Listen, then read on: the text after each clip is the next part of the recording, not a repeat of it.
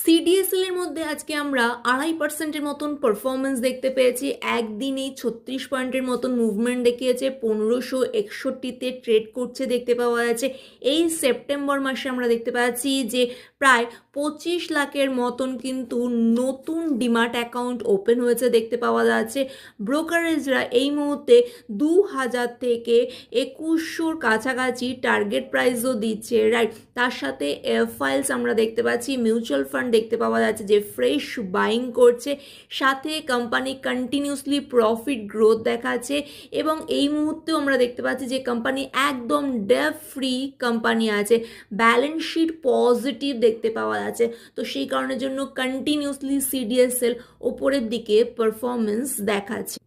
CDSL এর chart very positive দেখতে পাওয়া যাচ্ছে। এই মুহূর্তে আমরা দেখতে পাচ্ছি একদম ডাব্লু শেপ হয়েছে এবং স্ট্রং রেজিস্ট্যান্সের কাছে এসে দাঁড়িয়েছে।